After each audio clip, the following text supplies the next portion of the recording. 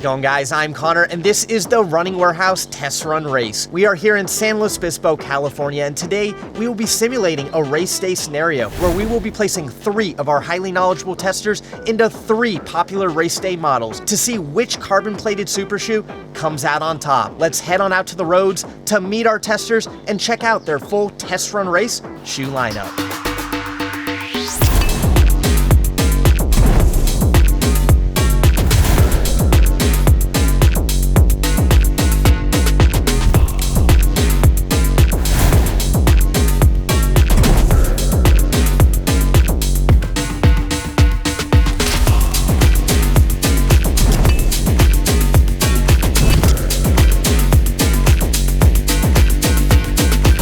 So there you have it. You met our testers, John, Caleb, and Risa. Each athlete has a wide range of racing experience, and today I'm going to be taking on the role of their coach in a 3-by-mile race day effort workout. Now, I've talked with each athlete to dial in their pace, which will fall in between 10K and half marathon effort. And for just a little bit extra help, I've geared up each runner with a trusty Garmin Forerunner watch, which will not only track all of their key performance metrics, but will also keep them on track with the Garmin Pace Alert system. Next on up, we're gonna head on out to the test course, which has been precisely measured and strategically picked to test the ins and outs of each super shoe.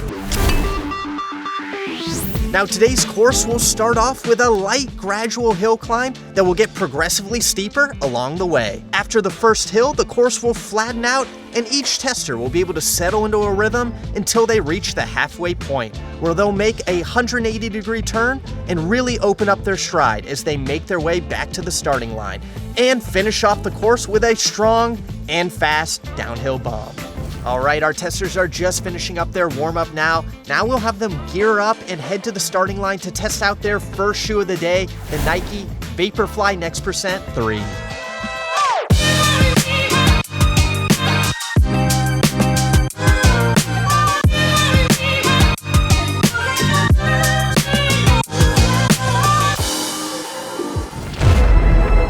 On your mark,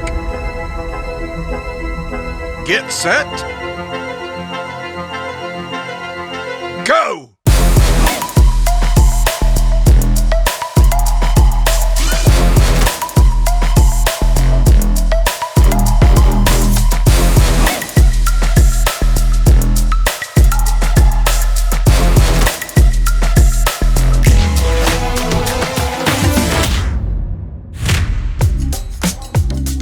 All right, mile repeat number 1 is complete, and I'm pretty proud of you guys because you all stayed within a few seconds of the goal race pace. But Caleb, you were the most spot on. How did the shoe feel, and did it perform to your expectations? Well, you know, the highlight, it's no surprise it's a favorite amongst the running community. That Zoom X foam is explosive, and right from the start, that's actually where I had to kind of check myself the most, is I got off really fast out of the line. So I was running at sub 6 to start going up that first hill. I loved the efficiency and that responsiveness I got from the foam. It climbed really well. I was able to maintain that cadence. And then on the backside, when I was going downhill, again, the shoe kind of got away from me because that foam is just so responsive. But fit, feel, performance, it was a really nice run. Risa, I also noticed you started off a little hot today, reeled it back in. How did this shoe feel at your goal race pace? Yeah, I feel like the shoe was a little faster than I was expecting, and also there was just some excitement of getting started with the challenge. I was starting out with these guys even though my pace was like 2 minutes slower. So yeah, when we first got it, I wasn't sure if it'd be too aggressive for my pace, but I ended up really loving it. If you've never worn Zoom X foam before, it's a really special foam. It's very soft and responsive. I did feel in control of the shoe the whole time. I feel like the foam is very compressive and like it was giving energy back to me, so I loved it. Yeah. And John, our final tester of the day, how did this shoe feel at your race pace, and did you feel like a certain part of the course the shoe performed best at? Yeah, I mean, consistency was really what shines for the Vaporfly. Like they were saying, I did get out a little hot, but I really felt like I started to hit my stride going uphill. I thought with my pace alert I was gonna have to try and time the uphill a little bit slower so I can make up time on the downhill. But I really found that Zoom X really just gave me that propulsion with the fly plate, and I was able to maintain pace going uphill. I did get a little fast downhill because the foam is so responsive, but because the shoe has a nice balance of comfort and speed, I was able to reel it back and hit 6:38, which is just 2 seconds off my pace. So Caleb did beat me, but just by 1 second. All right, well, we had to start off the workout today with what could just be the market leader, but there are a lot of great super shoes. Let's head on out and test out a shoe with a little bit more heft than the Vaporfly, the Cielo X1.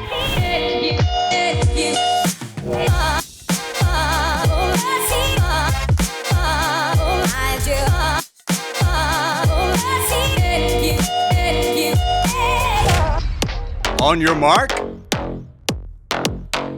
Get set. Go!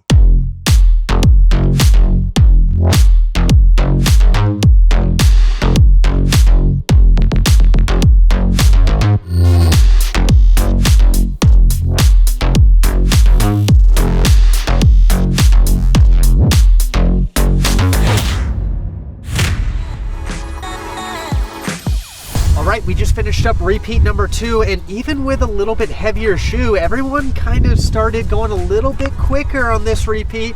It happens. Caleb, maybe start us on off with how this shoe performed at your goal pace. Let me preface it. This is a completely different shoe compared to the Vaporfly, but you know, I think this shoe, the Cielo X1, works better for me. Now, with the weight, it was a little harder to go uphill. You know, I was definitely pushing to get uphill, but on the turnaround coming downhill with the rocker, with the efficiency of the plate, you just cruise. And on top of it all, super protective. Like, I didn't feel any step in that whole mile. So yeah, it might not be the fastest, it might not be the most responsive. I like it for its efficiency, its protection, and I know it's gonna get me to the end of the marathon race. Risa, you were very consistent between mile repeat 1 and mile repeat 2. How did this effort feel in the Cielo X1? Yeah, I felt like the shoe actually felt a little less stable, which I wasn't expecting compared to the Vaporfly. This one does have a wider base, but I think with that bouncy midsole and the intense rocker of this shoe, I felt a little more in control in the Vaporfly, so I'm kind of leaning toward that one right now.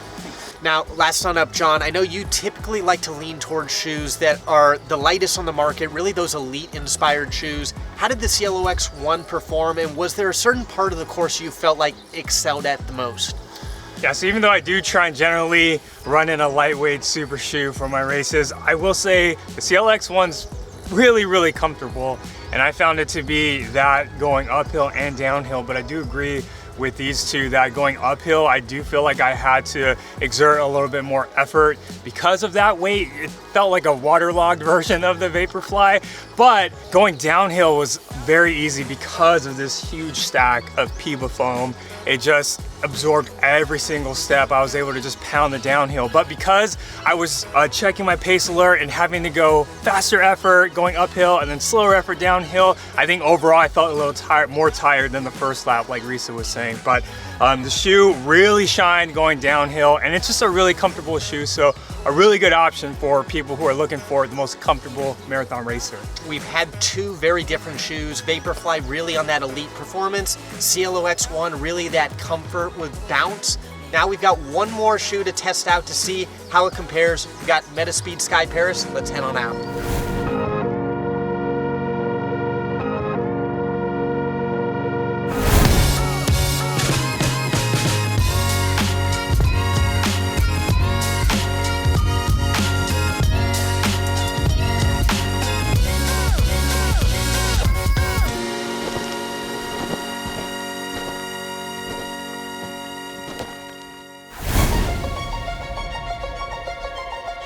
On your mark. Get set. Go!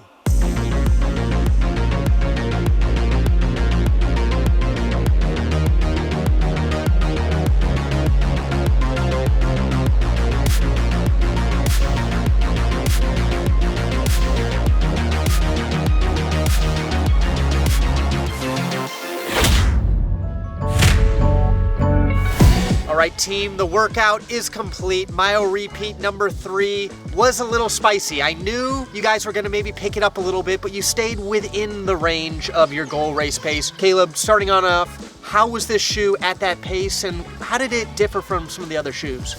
You know, we're back to that super lightweight, super responsive shoe in comparison to the Cielo X. But I think what stands out about the Metaspeed to me is really the plate versus on the Zoom X, I really got more from the foam, where this plate, I could feel that snappiness. So when I was driving forward on that hill, I felt very explosive. And then when I got onto the straightaway, I could lock into my rhythm. And then on the downhill, again, compared to the other two shoes, I felt much more in control of the stride.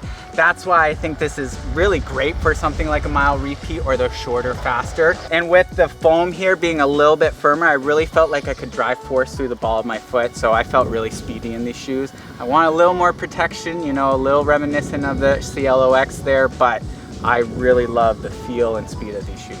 Risa, as opposed to the guys who got a little crazy on that last repeat, you stayed within 1 second of all 3 repeats. How did the Metaspeed Sky feel?